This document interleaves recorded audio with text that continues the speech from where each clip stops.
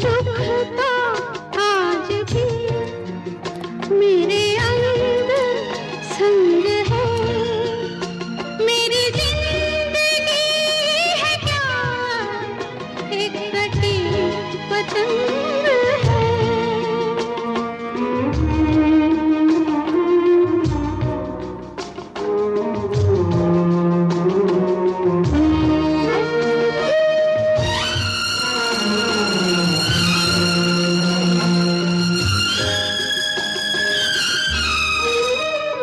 सपनों के देवता क्या तुझको करूं मैं अर्पण। सपनों के देवता क्या तुझको करूं मैं अर्पण। पतझड़ की मैं हूँ छाया, पतझड़ की मैं हूँ छाया। मैं आंसुओं का दर्पण, यही मेरा रूप है, यही मेरा रंग है। मेरी जिंदगी है क्या एक कटी पतंग है, ना कोई उमंग है।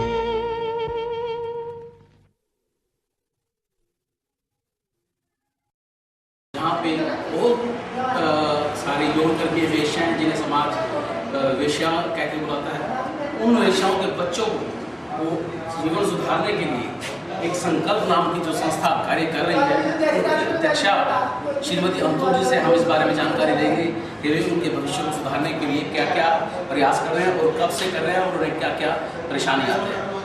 आइए मिलते हैं संकल्प की अध्यक्षा श्रीमती अंतुल जी। देह व्यापार, वेश्यावृत्ति समाज की वह कड़वी सच्चाई है जो सच होने के बाद भी जिसे समाज स्वीकार नहीं कर पा रहा है और शायद इसे स्वीकार करने में बहुत समय लगेगा। देह व्यापार में कार्यरत इन महिलाओं के जीवन को सुधारने में समाज और सरकार भले ही सफल ना हो पा रहे हों, लेकिन समाज के बहुत से समाज सेवी लोग अलग अलग जगह पे, अलग अलग स्थानों पर इनको व इनके बच्चों को सुधारने के लिए, इनके बच्चों का भविष्य संवारने के लिए कार्य कर रहे हैं। इन लोगों को कैसे आगे बढ़ाया जाए, कैसे अन्य लोग भी इन लोगों से प्रेरणा लें, इसके लिए हम आज आपको मेरठ में लेकर आए हैं। 1 मई 2012 अर्थात मजदूर दिवस जिसे कि पूरे विश्व में मनाया जाता है ताकि मजदूरों के जीवन को कैसे अच्छा बनाया जा सके। देह व्यापार में कार्यरत वेश्याओं को समाज और कानून मजदूर भी मानने को तैयार नहीं है। भले ही मेरे सहित चंद लोग आज इस चीज की आवाज उठा रहे हैं, भाई इन्हें कानूनी मान्यता दी जानी चाहिए। भले ही अधिक लोग इससे सहमत ना हो, लेकिन फिर भी बहुत से बुद्धिजीवी लोग इस पर गंभीरता से चिंतन कर रहे हैं। इनके बच्चों को मेरठ के रेड लाइट एरिया के कबाड़ी बाजार में जो वेश्याएं कार्यरत हैं, उनके बच्चों को, जो कि बच्चे देश का भविष्य हैं, भगवान का रूप हैं, उन बच्चों को अच्छी शिक्षा, एक अच्छा नागरिक बनाने के लिए जो कार्यरत हैं श्रीमती अंतुल जी, जो कि संकल्प नाम से एक संस्था चलाती हैं, उनसे हम जानेंगे कि उन्होंने इस बात का संकल्प किस बात को ध्यान में रखकर लिया और उनकी भविष्य में क्या क्या योजनाएं हैं। आइए मिलते हैं श्रीमती अंतुल जी से। अंतुल जी, सबसे पहले तो मैं आपको अपना परिचय देना चाहूँगा।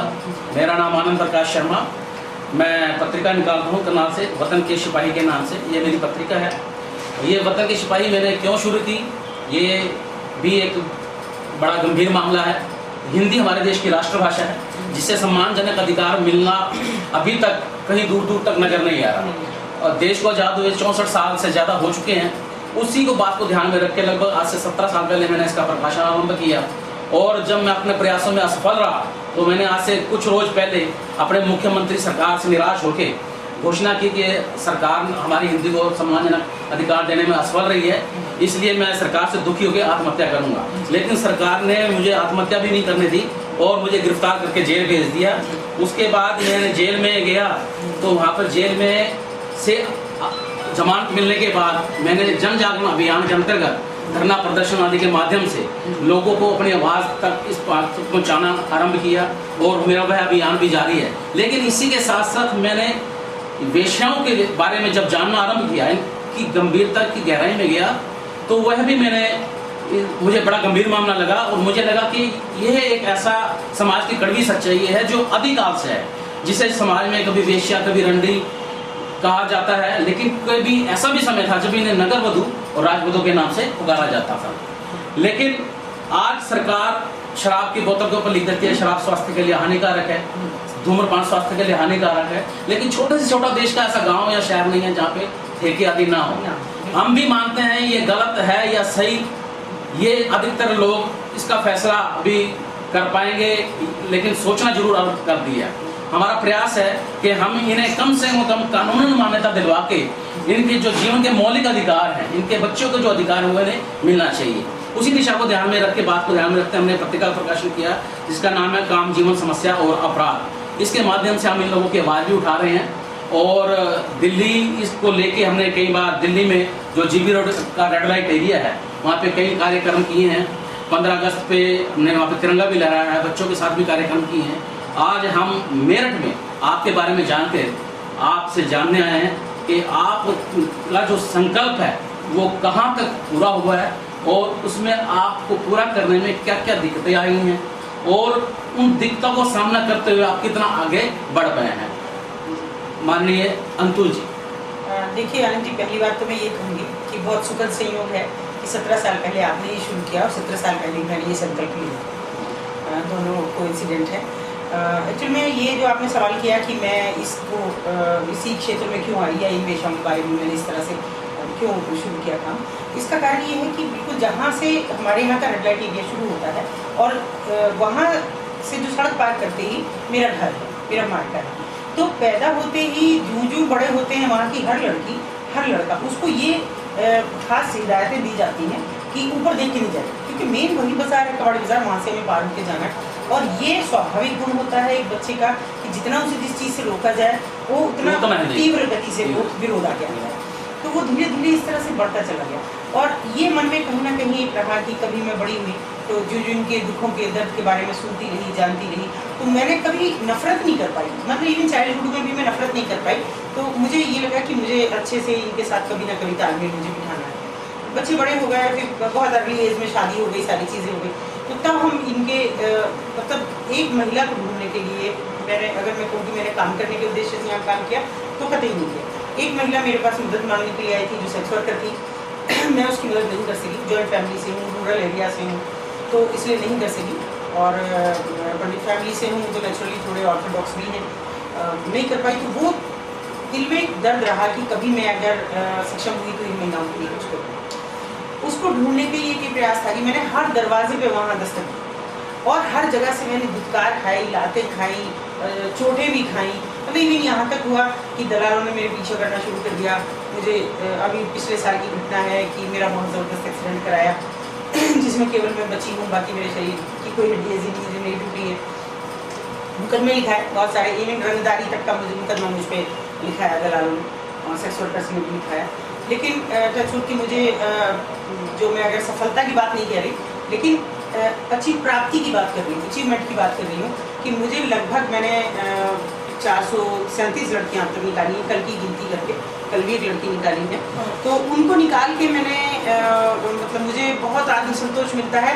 और सच कहूँ तो ये वो बच्ची है जो कल रेस्क्यू की है हमने, तो मतलब मुझे इतना आत्मसंतोष मिलता है कि वो रात में सबसे ज़्यादा सुकून से सोती हूँ। इतना जो बच्चा क्योंकि मेरी फैमिली ने कितना सपोर्ट किया मुझे समझ ही नहीं आया कि किसी की फैमिली कभी इतना सपोर्ट कर सकती है। लगा लो अनीता क्या रही है ये, जब भी मुझे लगा तो हमेशा मेरे हस्बैंड मुझे पीछे खड़े हुए दिखाई दिए। मेरा बच्चा हाईली एजुकेटेड है और लंदन में है, लेकिन जब भी अखबार पढ़ता है नेट से तो तुरंत मुझे बताई देता है कि मम्मी बहुत अच्छा काम किया। तो ये सब चीज़ें मेरा एक उत्साह, जितना मुझे वेश्याएं गिराती, जितना फिर उससे मुझे तंग करते हैं, अभी ज़्यादा मेरी फैमिली मेरे सपोर्ट है उससे भी ज़्यादा। आप यानी कि परिवार से, समाज से पूरा सहयोग मिला। अच्छा, अब मेरा एक बड़ा अहम प्रश्न है जी, वेश्यावृत्ति इसमें कोई दो नहीं है, समाज इसे ना कभी पहले स्वीकार कर पाया जी, ना ही शायद अब कर पाएगा। लेकिन यह भी उतना ही बड़ा सत्य है कि ये समाज की कड़वी सच्चाई है। हाँ, कड़वी तो क्या इसे कानूनन मान्यता मिल जानी चाहिए? देखिए, मैं इसके फेवर में हूँ 70%। 70% ये सोचते हुए कि कुछ रेस्ट्रिक्शंस लगाए जाए। अगर किसी को लाइसेंस दिया जाए तो 30% की जो हद है वो उसके रेस्ट्रिक्शंस में हो, उस पर रुकावटों में हो। वरना हर लड़की कोई लॉ करेगी, कोई MBA करेगी, MC करेगी और अगर नौकरी नहीं मिली तो कहेगी कि मैं लाइसेंस ले लूं। तो उससे हमारी जो संस्कृति है भारत की खास तौर पर वो प्रभावित होती है। इसमें कोई दो राय नहीं है ना। मैं आपको निजी अनुभव के आधार पे इस बात को मैंने बहुत गहराई में जाने के बाद इस निष्कर्ष मैंने 16 साल पहले जब ये पत्रिका शुरू करी तो मुझे भी लगता था कि वेश्यावृत्ति समाज बहुत बड़ी बुराई है। लेकिन रेड लाइट एरिया जैसे कि दिल्ली का रेड लाइट एरिया है, हमें पता नहीं यहाँ पे वेश्याएं हैं। मैंने करनाल में कहीं ऐसे स्टिंग ऑपरेशन किए। लेटेस्ट अभी मेरा 1 मार्च 2012 को मैंने 2 कॉलेज की लड़कियों का स्टिंग ऑपरेशन किया करनाल के अंदर ही। जितनी वेश्याएं रेड लाइट एरिया में, जितनी हाउस वाइफ कई बहुत ज्यादा घरों में है और लड़की उनकी कोठियां हैं, मतलब उसके बावजूद भी वो देह व्यापार में कार्यरत हैं। जब मैं उनसे ग्राहक मार्ग के मिला तो उन्होंने 2,500 की मुझे 1 घंटे की मुझे पैकेज दिया। लेकिन जब मैंने अपना परिचय बताया तो वो रोने गिड़गिड़ाने लगी और मैंने उनको कमेंटमेंट करी कि मैं आपका नाम डिस्क्लोज नहीं करूंगा। मैंने नहीं किया, लेकिन मैं इसलिए क्योंकि ये समाप्त नहीं हो सकती और इसमें कोई दो राय नहीं। अगर वेश्याएं हमारे समाज में ना हो तो अगर कितना आप अनुमान कितना अपराध बढ़ जाएगा। उसी बात को ध्यान में रखते हुए मुझे लगता है कि सरकार को और समाज के लोगों को इस बारे में भी गंभीरता से सोचना चाहिए ताकि इसको हम स्वीकार कर सके। हाँ, अगर कोई जबरदस्ती किसी के साथ भी कर सकता है उसे कड़ा से कड़ा दंड मिलना चाहिए। कोई भी किसी कहीं